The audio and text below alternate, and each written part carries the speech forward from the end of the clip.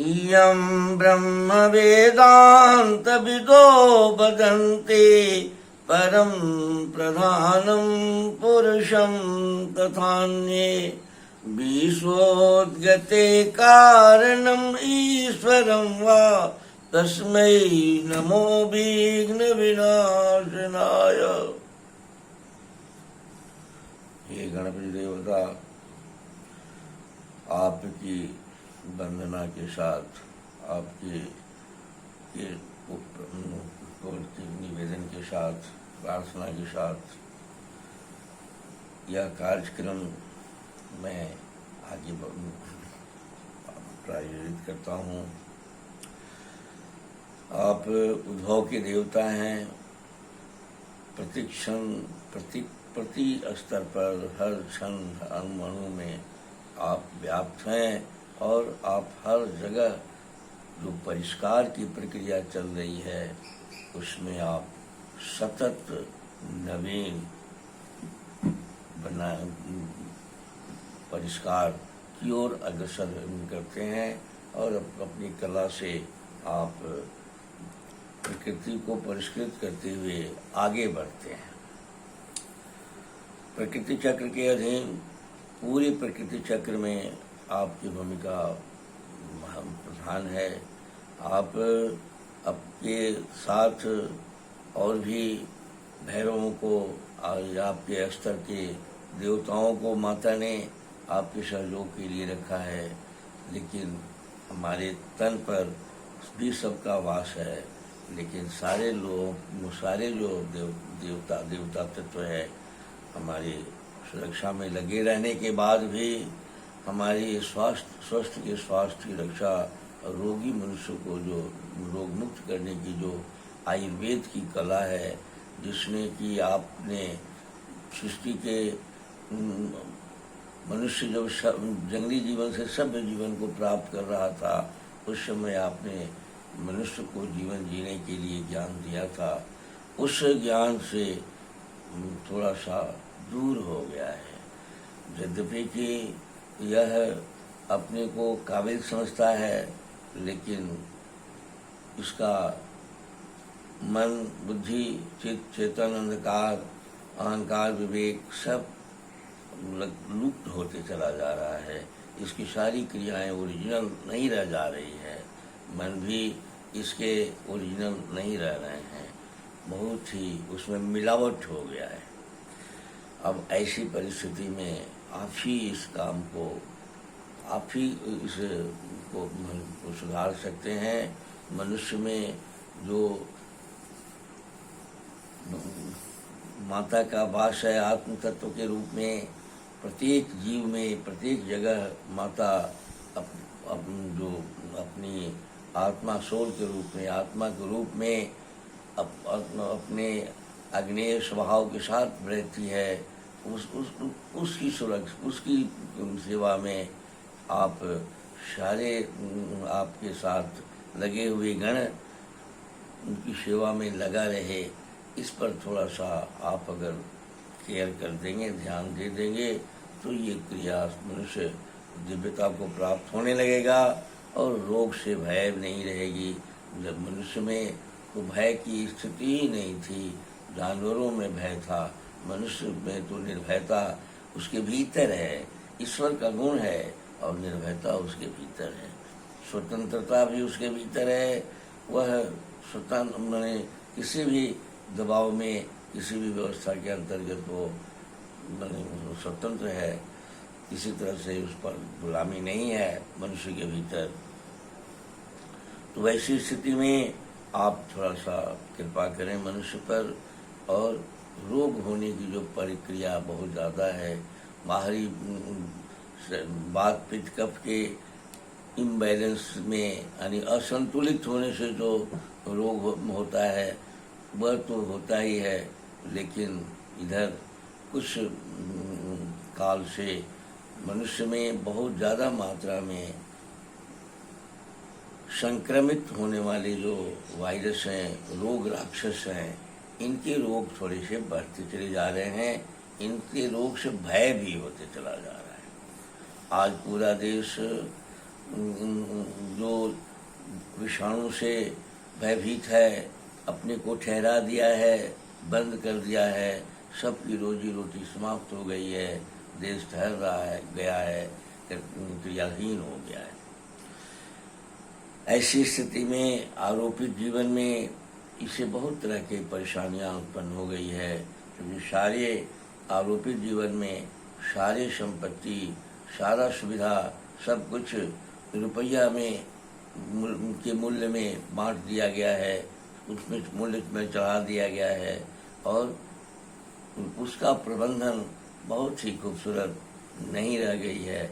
जब तक ले क्रियाशीलता में सारी समाज नहीं रहेगी तो उसका डिस्ट्रीब्यूशन भी और उसका प्रबंधन भी ठीक से नहीं रहेगा। आज तो ऐसा महसूस किया जा रहा है कि भारतवर्ष की जो व्यवस्था है अर्थ के प्रबंधन की, वह घरेलू अर्थशास्त्र को देश के साथ लगा दिया है। जो घरेलू अर्थशास्त्र में आदमी लगाता है, यानी जो विज्ञान घरेलू अर्थशास्त्र का है, वही ज्ञान, उसी ज्ञान के साथ पूरे भारतवर्ष के देश का अर्थशास्त्र बनते चला जा रहा है। ऐसी स्थिति में हे गणपति देवता, आप ही कुछ कर सकते हैं, और मेरा निवेदन है, मेरी प्रार्थना है, आप इसके लिए सतर्क होकर या इसके लिए कुछ मदद करें मनुष्य को, जिसमें कि उसकी ओरिजिनिटी, उसकी जो प्राकृत अवस्था है, उसमें वो बना रहे। मैं श्याम बिहारी तिवारी वेद और आयुर्वेद का उपासक हूँ।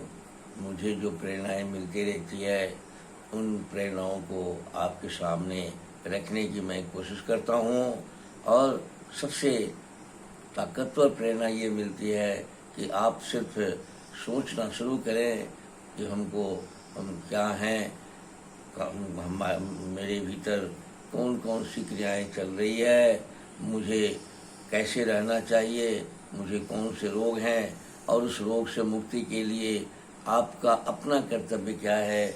इन सारी बातों को बताने के लिए मुझे हमेशा आपको इस कार्यक्रम को मैं करता हूँ।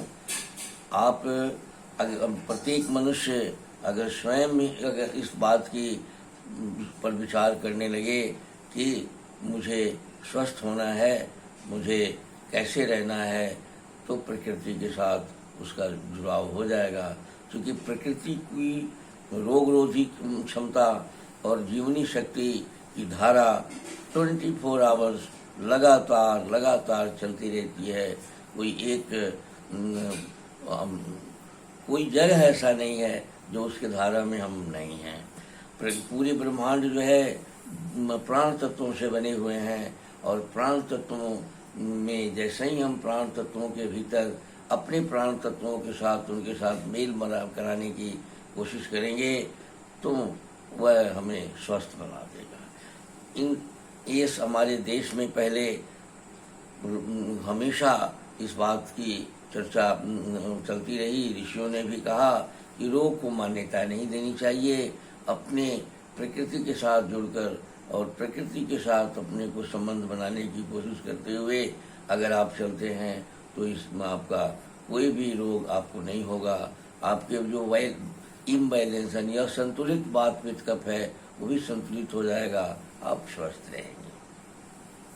लेकिन आज के डेट में हम तरह तरह के विचार में, तरह तरह के शब्दावलियों में, तरह तरह की बीमारियों में फंस गए हैं, और हमारे सोचने की शैली कुछ दूसरे की सोचने की शैली पर निर्भर करने लगा है। हम अपने आप में विचार नहीं करते, इसीलिए शायद हम आज स्वस्थ नहीं रहते हैं। मैं श्याम बिहारी तिवारी इस कार्यक्रम को करने के क्रम में शरीर पर, देह, तन इत्यादि पर पीछे हम इस कार्यक्रम के तहत बहुत सारे बातों पर हो गया है। अब हम लोग रोग पर चर्चा करते हैं। रोग में हमारे शरीर को स्वस्थ बनाए रखने के लिए हमारा विटल अंग जो है, हमारा जो जीवनी शक्ति है, और जीवनी शक्ति जो ऑटोमेटिक कार्य करती है, उस ऑटोमेटिक कार्य करने वाला एक मशीनरी हमारे भीतर लीवर है, और हमारा गॉल ब्लैडर है, यानी वो पित्ताशय है, और ये यकृत है। ये दोनों मिलकर हमारे शरीर के संचालन को संभालते हैं, और इनको सुरक्षित रखने के लिए हमें थोड़ा सा सावधानी ये रखनी है कि ये अग्नेय होने के कारण चलते इनको जब कुछ ज़्यादा अग्नेय अगर आप ऊपर से देते हैं, खट्टा इत्यादि जब देते हैं या तेल इत्यादि जब इनको देते हैं, तो इनके फ्लेम में कमी आ जाती है, इनके कार्य करने की शैली में परिवर्तन आ जाता है। इनको तिक्त और काशाय स्वाद के वस्तु नहीं मिलती है, तो ये स्वस्थ नहीं रहते हैं। आज इस लीवर में सैकड़ों बीमारियों का पैथोलॉजिकल जांच में आ रहा है। कहीं फाइब्रोसिस है, कहीं लीवर का सिरोसिस है, कहीं फट रहा है, कहीं लीवर सिकुड़ रहा है, कहीं पोर्टल का मुंह खाली है, कोई जो बिजली के कनेक्शन है वो कनेक्शन बंद हो रहे हैं, ऊपर से कहीं मांस चढ़ रहा है तो मन हमेशा सूझ रहा है। ये सारी बातें हो गई हैं, लेकिन इन सारी बातों को सुधारने के लिए अगर आप काशाय और तिक्त पदार्थ वाले पदार्थ को दें, तेल इत्यादि का मात्रा का इस्तेमाल कम नहीं के बराबर करें, और समय के अनुसार आप खाना खाएं, ये सारी बात करें, तो ये लीवर फिर से नवीन हो जाते हैं। और इनके नवीन होने में 4-5 महीना ही लगता है, जबकि पूरे शरीर के बहुत सारे अंगों को नवीन होने में 7 वर्ष लगते हैं, लेकिन ये बड़े ही जल्दी नवीन हो जाते हैं।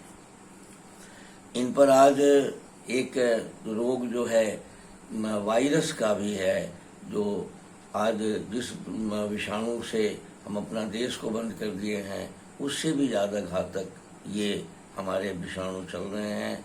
लाखों लोग रोज इससे मरते हैं, लेकिन इन पर जितनी बड़ी मर्यादा के साथ जो विषाणु से हमारा आज हम अपने को लॉकडाउन में डाल दिए हैं, उससे भी ज़्यादा भयानक ये भी है, क्योंकि ये हमारे लीवर को खाता है। इसके विषाणु जो हैं, इसके जो वायरस हैं, हमारे लीवर को खाता है। लीवर की बनावट में मोम का पदार्थ होता है, और ये मोम के पदार्थों से हमारा लीवर बनता है, और ये लीवर को खाता है। ये पहले विटामिन ये हेपेटाइटिस नाम से के रोग के नाम से मॉडर्न साइंस उसको कहता है। और ये आयुर्वेद भी रोग राक्षसों की चर्चा करता है, लेकिन आयुर्वेद में आवेशित रोग राक्षसों की चर्चा ज़्यादा है, लेकिन ये लीवर को खाने वाले चर्चा आयुर्वेद में रोग राक्षस के रूप में नहीं है। ये वायरस का आयुर्वेद कहता है कि वायरस जो है, जितने वायरस हैं यानी वो रोग राक्षस है। तो बच्चों पर आक्रमण पर ज़्यादा होता रहा है, आज हमारे लीवर पर उसका आक्रमण है, और बहुत दिन से है। हेपेटाइटिस बी, सी इत्यादि बहुत सारे में भी बहुत सारे जाति प्रजाति हो गए हैं। आज 40 से 50% लोगों को हेपेटाइटिस सोया हुआ या जगा हुआ हेपेटाइटिस से रिलेटेड परेशानियां हैं। इस हेपेटाइटिस से बचने के लिए भी अगर आप मधुर काशाय, थोड़ा मधुर, तिक्त ज़्यादा, काशाय कम का अगर फिलॉसफी से आप भोजन करेंगे, तो ये हेपेटाइटिस भी भाग जाते हैं। जबकि मॉडर्न साइंस का दावा है कि एक बार जब हेपेटाइटिस का वायरस विषाणु लीवर को पकड़ लेता है तो कभी भी नहीं ठीक होता है। लेकिन आप सिर्फ तेल इत्यादि से परहेज करें, थोड़ा सा कच्चा भोजन, सब जितने भोजन है खूब पका कर खाएं, जला कर खाएं, भूंजा इत्यादि का सेवन करें, टाइम का पालन करें, और तेल से बचें, और तिक्त काशाय और थोड़ा मधुर का सेवन अगर आप करें, तो ये हेपेटाइटिस की जो रहने की जो परिवेश है, परिस्थितियां हैं, हमारे शरीर हमारी रोग रक्षणी शक्ति और जीवनी शक्ति परिस्थितियां बदल देती है। इस ऐसी परिस्थिति बना देती है कि ये भाग जाते हैं, और ये 2-4 महीना साल भर में जब भाग जाते हैं तो फिर नहीं आते हैं।